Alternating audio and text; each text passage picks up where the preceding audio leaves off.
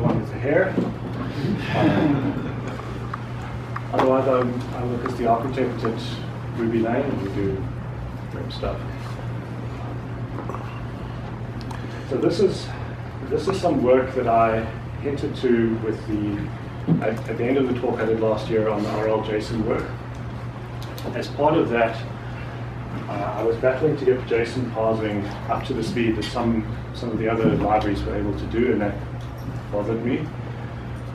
It was important for our application to have really, really fast JSON, but also I felt that I tried quite hard, and I thought that the parser should be faster than it was. So I went digging and found that a surprising amount of the time was spent allocating Tcl objects. And in that particular case, a lot of those objects were duplicated.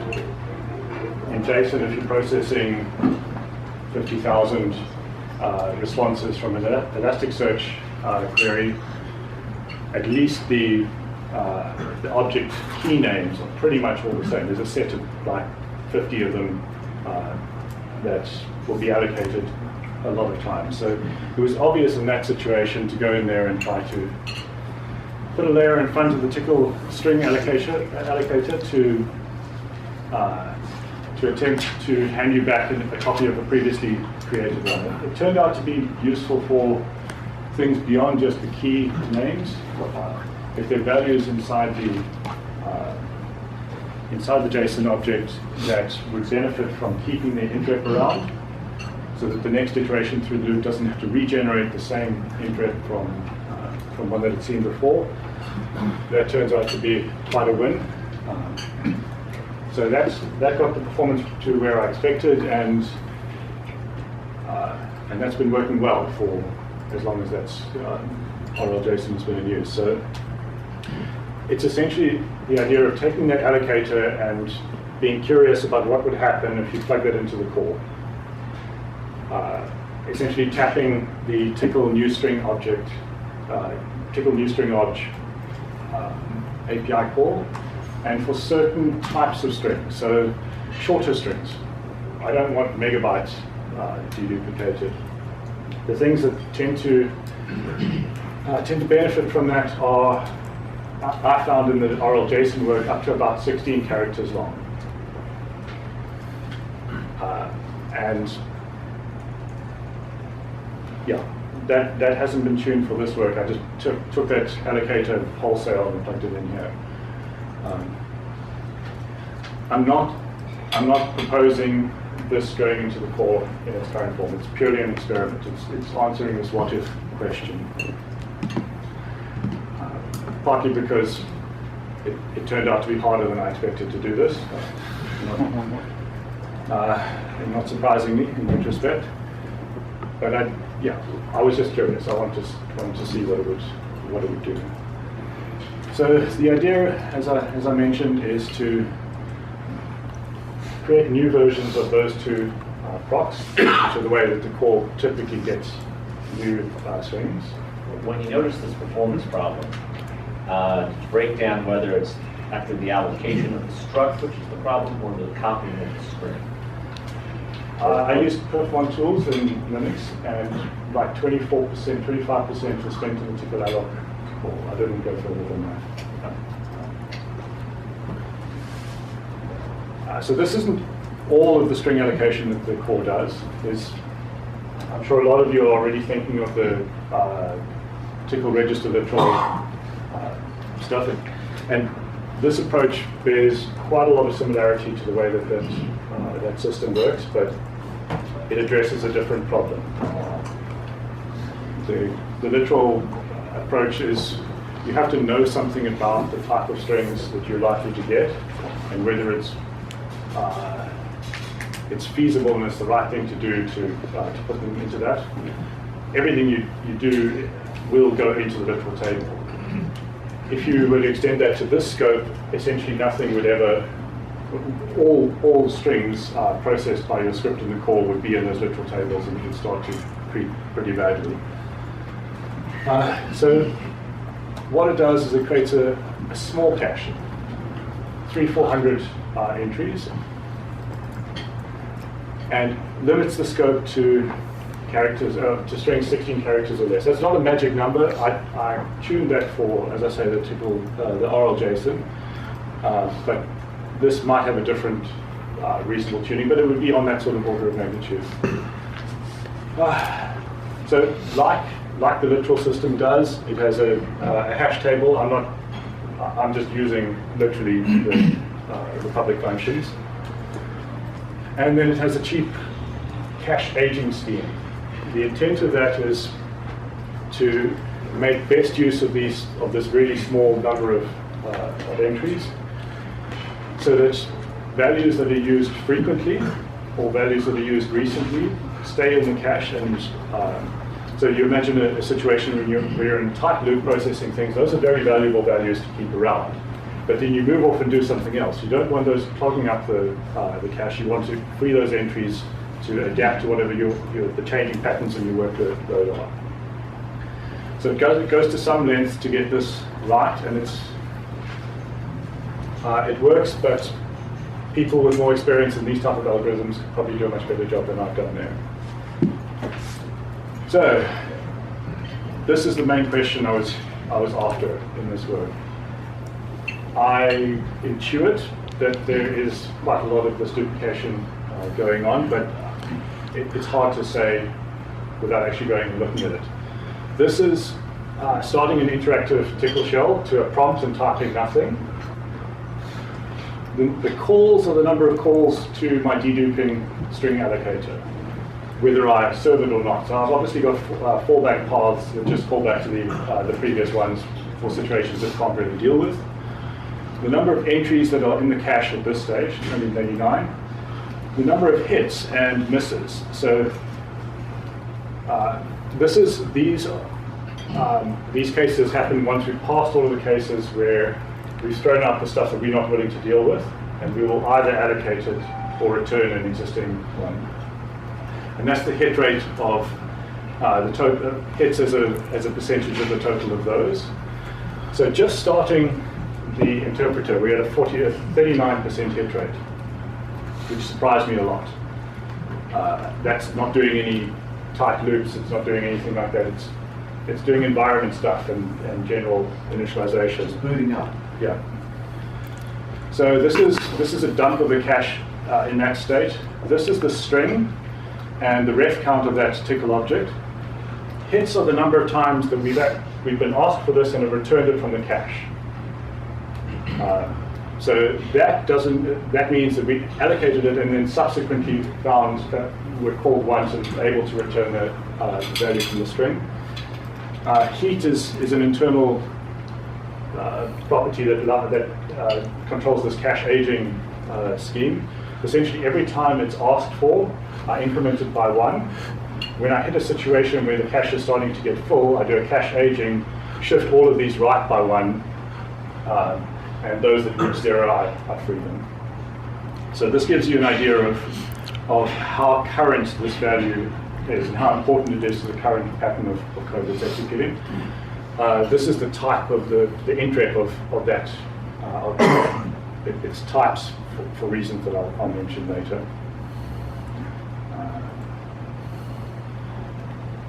So it's interesting to look at the sort of things that are valuable to have in the cache. Strangely enough, they're often Tcl commands. I noticed that quite a lot, which I wouldn't have expected. This one, always, the path separator. I don't know why that's a pure string.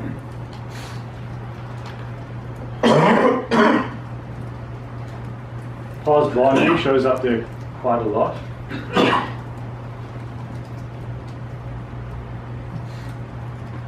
Okay, so moving on beyond the null case, essentially. So I just picked a bunch of simple commands that would exercise a few different things. So the package require, the HTTP package parses quite a lot of script and runs a fair amount. It does disk I/O and things like that. Platform calls out to the platform, and similar to HTTP, it also loads a lot of script, does execs and things like that. clock is one that I reach for quite often because it actually does a lot of work. So with that, we're at 2,500 balls or so. The cache is more or less full. We get a really surprising hit rate. This is not a loop. This is called these commands once through. We're at 62% hit rate already with that.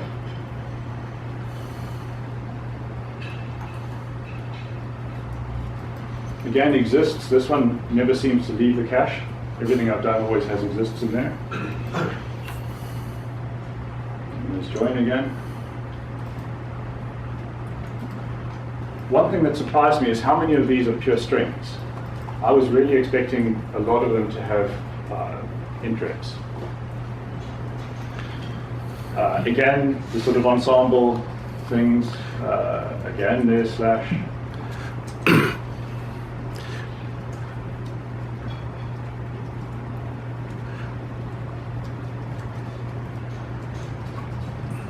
Set and get are always in there as well. NS name, so there are the occasional ones besides parse var name and ints that actually show up there and are probably useful. So then moving on to my attempt to have a non-trivial example. The previous data, is that directly interpretable or is compiled by default? This is at the global level, so it was directly interpreted. It wasn't compiled. Or it wasn't. So this one thing I've been struggling with a lot over the last few weeks is how on earth to reasonably test this. It's the sort of thing that is unnaturally good at synthetic benchmarks. So it gives you a very false idea of the impact it's having. So I tried to create a nothing up my sleeve example, which was to start Tanzer, which is a Tcl' HTTP server, a non-trivial one. And I hit it and serve one hit, which returns 412 records from an SQLite database. I forget what it's called. It's the standard database that most people use. And the hit rate goes up quite a lot. Bear in mind, we're only talking this limited set of less than 16 character strings. But we're up to 80%, and we're at 2,667 cache hits. And again, the contents of the cache is not really exactly what I was expecting. I was expecting stuff to do with that workload, but one of the benefits of doing this as opposed to like a literal approach where you're explicit about the set of things you're deduplicating is it's able to just pick up on patterns you really didn't intuit.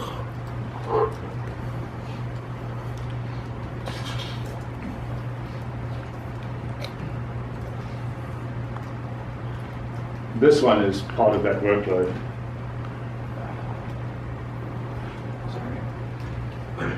Body. So you'll have things like this which are obviously delivering quite a lot of value to this and it's not doing a tremendous number of iterations, but it's to do with merit.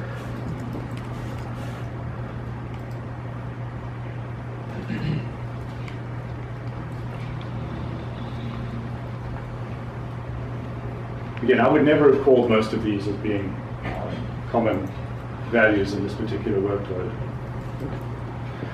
So what I really hoped to present is this worth doing? It's fairly intrusive. It needs a very good argument to say this is something we want badly enough to go introduce this complexity and potential places for problems and things like that.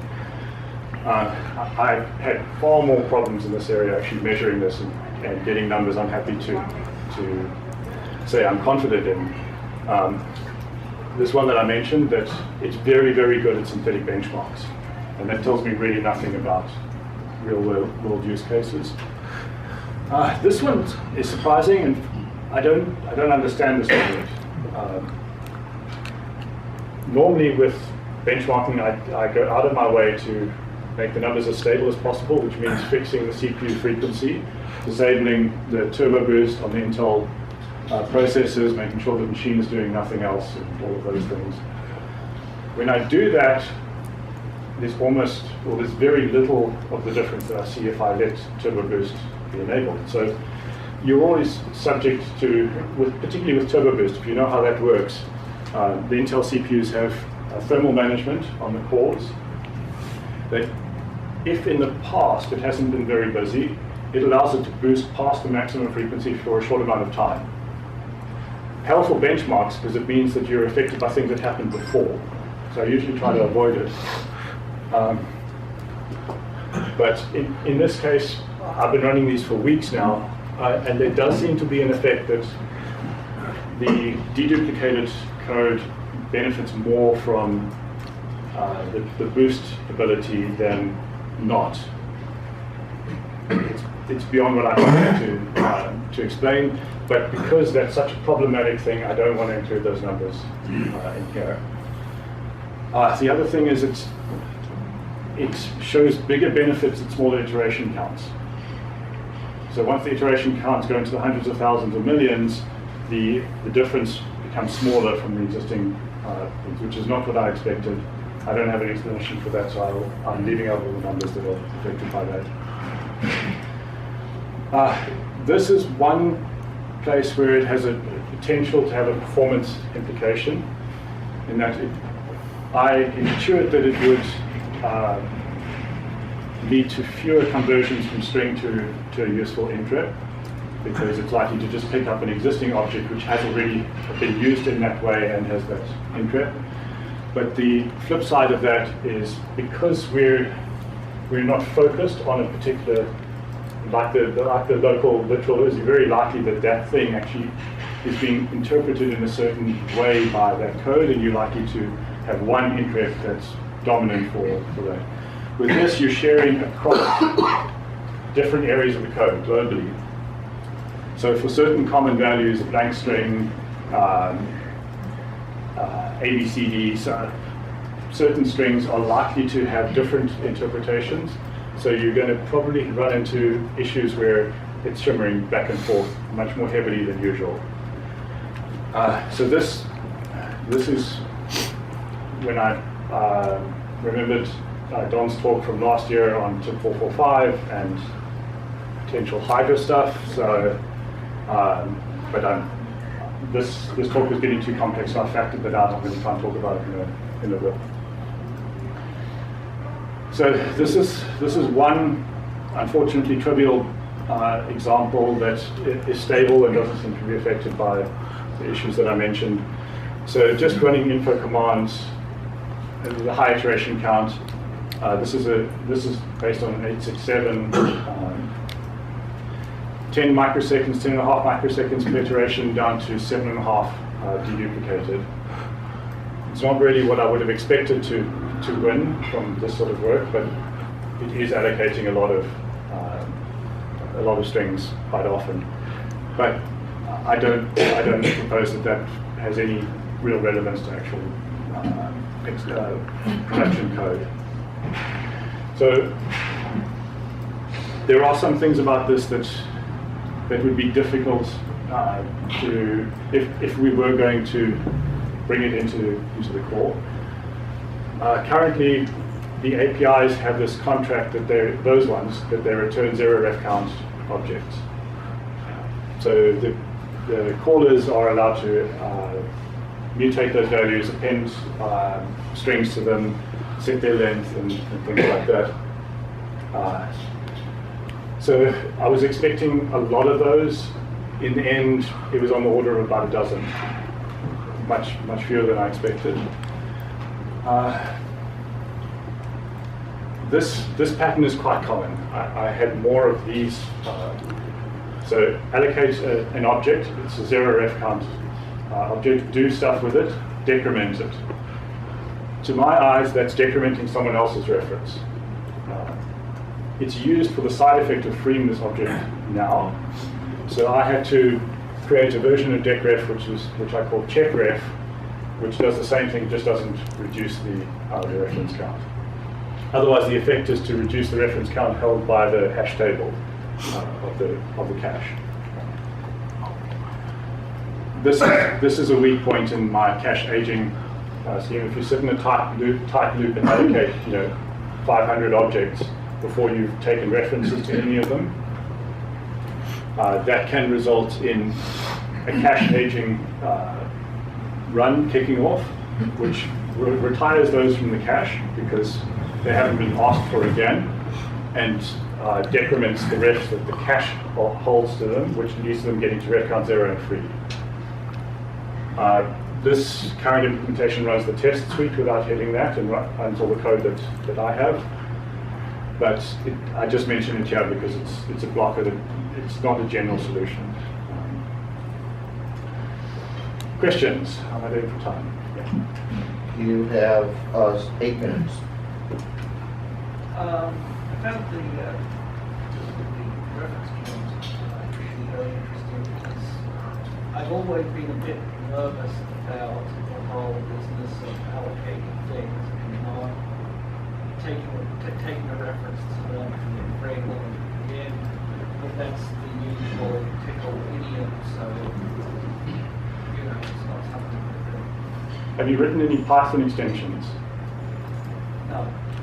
Now they took the other option and they return refcount 1 objects. And it makes writing extensions very painful. So I appreciate. I wasn't thinking so much about returning, grabbing an object and putting it in refcount 1. I was thinking more in terms of grabbing the object and incrementing the ref count, and I got the object decrementing it afterwards. Under my control. Yeah, I've had to make that change in a few places, and in others to check ref. But sometimes actually having the ref count 0 is relied on. The code stops working if you take that reference. Yeah. Yeah, a great number of the calls in the library are specifically designed to be fire and forget. So you can take a 0 ref object and, for instance, pass it to tcl'obj set var2, and the reference to this object will acquire the reference. Oh yeah, I'm familiar with the idiom. I just noticed about this.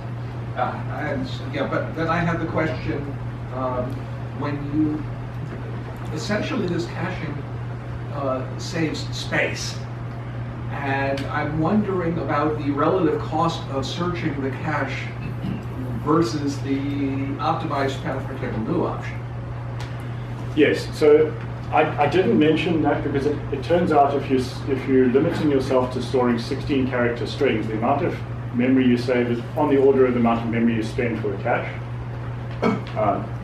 So it comes out in the wash.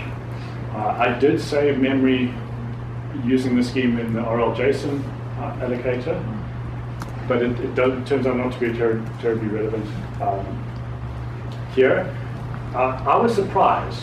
I expected this to be, Tcl'2017 doesn't, yes, we know it does memory allocation, we know that's expensive. And Tcl'2017 also then does its object pool. Yeah, but it turns out that using the Tcl hash code is a whole lot faster than I expected, and it makes a material difference. It's actually a lot cheaper to do that than go and allocate an object.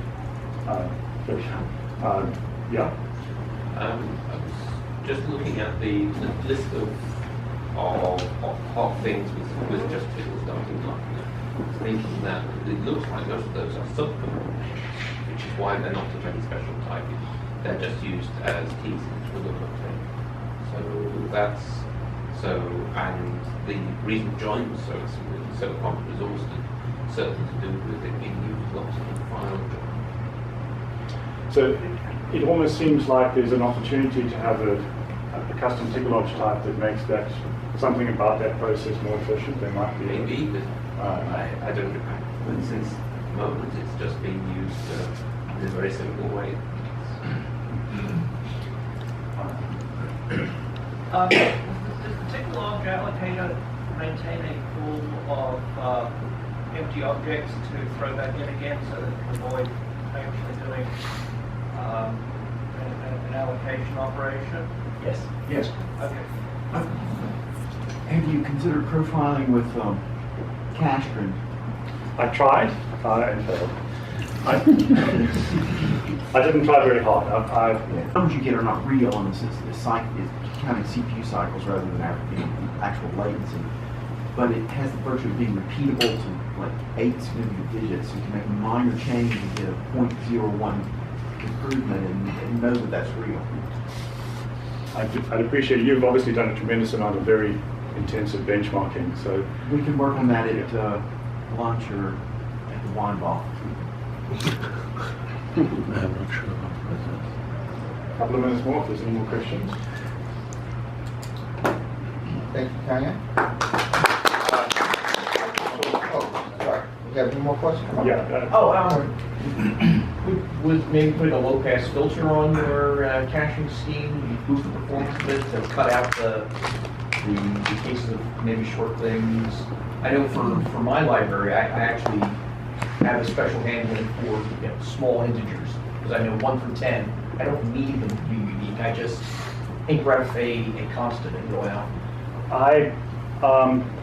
I looked at doing that with the empty string and true and false and a few other things, and they ended up being more harmful than beneficial.